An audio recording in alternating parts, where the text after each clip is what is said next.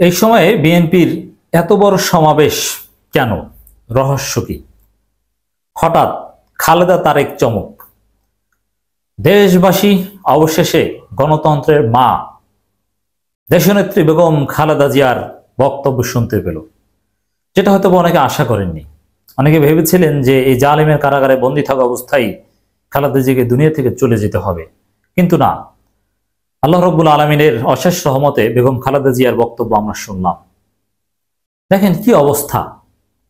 তারেক রহমান দেশে আসতেছে, তারেক রহমান টেলিভিশনে জাতির উদ্দেশ্যে ভাষণ দিচ্ছেন, খালেদা জিয়াও মুক্ত হলো, খালেদা জিয়াও জাতির উদ্দেশ্যে ভাষণ দিচ্ছেন, সব ঠিকঠাক। আয়নাগর থেকে বন্দীরাও ফিরে আসছে, আর শেখ হাসিনা পালিয়ে বেড়াচ্ছে।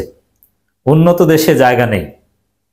এখন সৌদি আরব আর আরব আমিরাতের মতো ফেসিবাদী রাষ্ট্রে অথবা সৌদি আরব আরব আমিরাতের মতো অগণতান্ত্রিক স্বৈরতান্ত্রিক দেশে পলিটিক্যাল অ্যাসাইলাম সিক করছে। সারা পৃথিবীর দরজা এই স্বৈরাচারী হাসিনার জন্য বন্ধ হয়ে গেল। দেখ দর্শক, খালেদা জিয়া এবং তারেক রহমান লাইমলাইটে আসা, বক্তব্য দেওয়া, প্রধান অতিথি হওয়া, এটা আমি মনে করি রাজনীতিতে একটা চমক। একই সাথে এই বিষয়টা আমরা বিশ্লেষণ করতে চাই। অনেকেই আপত্তি তুলছেন যে জাস্ট দেশটা স্বাধীন হলো, শত শত তরুণ ছাত্ররা জীবন দিল, তাদের রক্তের দাগ জমিন থেকে এখনো শুকায়নি, তাদের কবরের মাটি এখনো শুকায়নি। সেই বাংলাদেশে বিএনপিকে এত বড় সমাবেশ এই সময় কেন করতে হলো? কিছুদিন পর করত। এবং প্রশ্ন তোলা হচ্ছে যে বিএনপি কি শুরু করেছে? বিএনপি উড়ে এসে জুড়ে বসার চেষ্টা করছে। আন্দোলন করলো শিক্ষার্থীরা, দেশ স্বাধীন করলো শিক্ষার্থীরা, ফেসিবাদকে হটালো শিক্ষার্থীরা, আর বিএনপি এখন সুযোগ নিতে আছে। এজন্য বিএনপির সমাবেশের যৌক্তিকতা নিয়ে দুই একটা কথা বলতে চাই। এই বিষয়গুলো আমাদের বোঝা দরকার। হ্যাঁ, আমরা বিএনপির সমালোচনা করবো, বিরোধিতা করব। যেমন বিএনপির লোকজন, কিছু লোকজন অলরেডি বাজার দখল, জমি দখল, বাস কাউন্টার দখল শুরু করেছে। এই জন্য বিএনপির দুই গ্রুপের সংঘর্ষে নিহতের ঘটনাও ঘটছে, এবং আওয়ামী লীগকে হত্যা করছে বা আঘাত করছে, বাড়িঘরে অগ্নিকাণ্ড বা নানান কর্মকাণ্ডের সাথে বিএনপি জড়িত। আমরা সুনির্দিষ্টভাবে তথ্য প্রমাণ পেয়েছি। আমরা এগুলো সমালোচনা অবশ্যই করব, কিন্তু তারপরও বিএনপি যদি বাংলাদেশে না থাকে, এটা মনে করতে হবে যে আওয়ামী লীগ কোন ফর্মে আবার ফিরে আসবে, এটাকেও আপনারা বুঝতে পারবেন না। অতএব বিএনপি থাকতে হবে, বিএনপি, উই নিড বিএনপি, এটাও আমাদের মনে রাখতে হবে। এখন দেখেন, হাসিনা পালালো কত সময় হয়ে গেল, কিন্তু এখন পর্যন্ত আমি যখন কথা বলছি বা বিএনপির সমাবেশ পর্যন্ত কোন ইন্টারিম গভর্নমেন্ট ফর্ম হলো না। এবং একই সাথে আর্মির কিছু হাসিনা বাহিনী, কিছু অফিসার যারা হাসিনা খুব অনুগত, গোপালগঞ্জ গ্রুপের, এরা পাল্টা কু করার চেষ্টা করেছে, আমাদের এই বিপ্লবকে হাইজ্যাক করার চেষ্টা করেছে। আরো নানান ষড়যন্ত্র ভারতের দালালেরা করার চেষ্টা করেছে। এর মানে সাধারণ শিক্ষার্থীদের এই বিপ্লব হাইজ্যাক করা, পাল্টা কু তৈরি করা, সেনাবাহিনী ক্ষমতা নিবে বা এরকম নানান কিছু নানান পরিস্থিতি তৈরি করার চেষ্টা করেছে। এবং যতক্ষণ পর্যন্ত তত্ত্বাবধায়ক সরকারের হাতে বা ইন্টারিম সরকারের হাতে ক্ষমতা হস্তান্তর করা না হবে, শিক্ষার্থীদের দাবি অনুযায়ী, এবং এই চুপ্পু যতক্ষণ পর্যন্ত না যাবে, ততক্ষণ পর্যন্ত সবকিছু ঠিক হয়েছে কথা বলা যাবে না। ততক্ষণ পর্যন্ত ষড়যন্ত্রের গন্ধ আমরা খুঁজতেই থাকবো। তো এই পরিস্থিতিতে এই চুপ্পু কিংবা সেনাপ্রধান কিংবা আওয়ামী কিছু সেনা অফিসার যাতে কোনো ধান্দাবাজি করতে না পারে, কোনো বাটপারি করতে না পারে, এই বিপ্লবকে নস্যাৎ করতে না পারে, এই সব কারণে বিএনপির সমাবেশ রাজনৈতিক দিক থেকে তাৎপর্যপূর্ণ, গুরুত্বপূর্ণ। এর মানে এই সমাবেশ লক্ষ লক্ষ লোক, এটা তো স্বাভাবিক। আপনারা যা বলছেন যে আগে লোকজন পাওয়া যায়নি, কোনোদিন বিএনপি সমাবেশে যায়নি, আজকে ঠিকই গেল। 15 বছর বিএনপি পারেনি, কত দুর্বলতা, সাংগঠনিক দুর্বলতা, অন্তর্কোন্দল, অনেক কিছু, কিন্তু এখন তারা সমাবেশে আসতে পেরেছে। দ্যাটস রাইট, সেই সমালোচনা করব। কিন্তু তারপরও লক্ষ লক্ষ মানুষের এই সমাবেশ, আমি মনে করি ভারতের দালাল, আওয়ামী লীগের দালাল এখনো যারা আছে, বিশেষ করে সেনাবাহিনী এবং পুলিশে, তাদের অন্তরে কাঁপন ধরিয়েছে। বাংলাদেশে শিক্ষার্থীরা আছে, বিএনপি আছে, জামাত আছে, অতএব কোনো বাটপারির চিন্তা চলবে না। রাজনৈতিক দলগুলোর মধ্যে সর্ববৃহৎ দল হিসাবে বিএনপির এই সমাবেশটা জরুরি ছিল, প্রয়োজন ছিল। আমি মনে করি যে ষড়যন্ত্রকারীদের মুখে একটু চপেটাঘাত করা হলো, বা বিএনপি একটু কনসার্ন থাকলো, এই বিষয়টা অ্যাটলিস্ট প্রমাণিত হয়।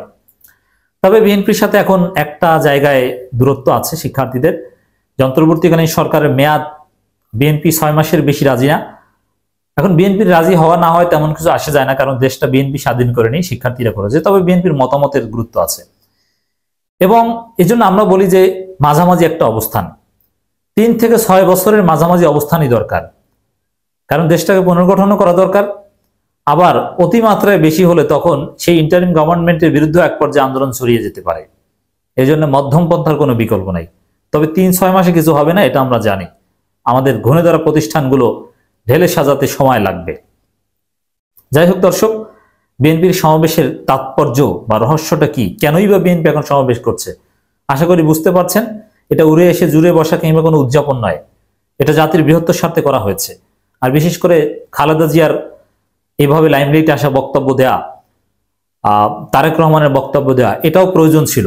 এর মধ্য দিয়ে আওয়ামী লীগ আরো বেশি নিশ্চিহ্ন হবে, আরো বেশি মার্জিনালাইজড হবে এবং খালেদা জিয়া আবার জাতির সামনে ফিরে আসেন, এটা দেখানোর দরকার ছিল, এটা জরুরি ছিল।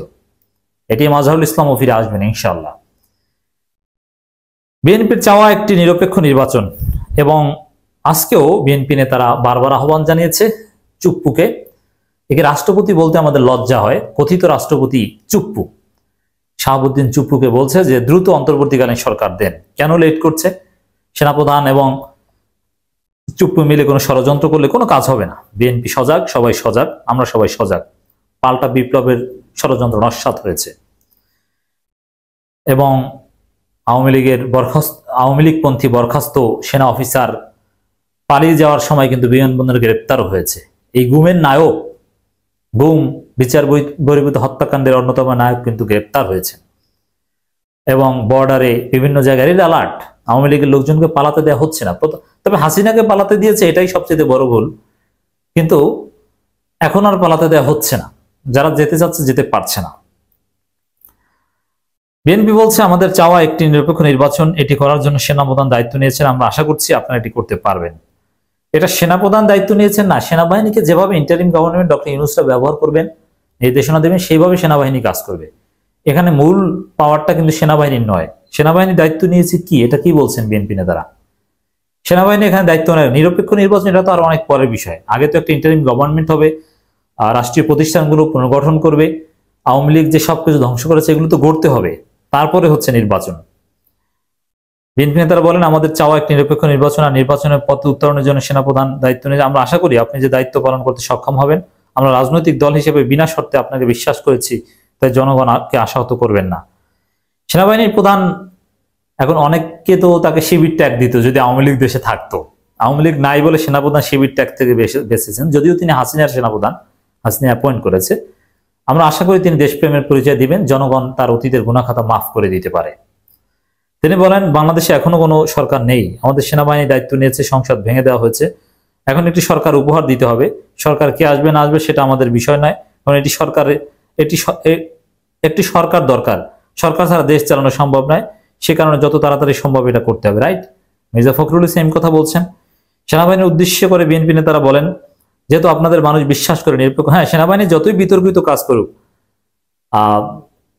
শেখ হাসিনার পক্ষে গুলি চালানো 4 আগস্ট বন্ধ করেছে, এজন্য সেনাবাহিনীর অতীতের গুনাখাতা মাফ করে দিয়েছে জনগণ এবং সেনাবাহিনীর কিছু বিতর্কিত অফিসারকে যেহেতু চাকরিচ্যুত করা হচ্ছে, এজন্য সেনাবাহিনীকে মাফ করে দিয়ে জনগণ তাদেরকে গ্রহণ করে নেবে এবং আমরা আশা করছি এখন দেশপ্রেমিক অফিসাররা দায়িত্ব নিচ্ছেন, অতএব সেনাবাহিনীকে আমরা রেসপেক্ট করতে চাই এবং আরো বলতে চাই 2-1 আওয়ামী অফিসার তাদেরকে উপযুক্ত শাস্তি দিতে হবে।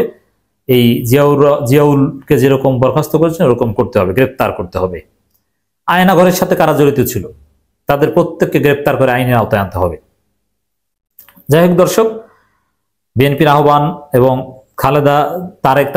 খালেদা জিয়ার বক্তব্যটা আমি শুনলাম, এই সম্পর্কে একটু কথা বলতে চাই।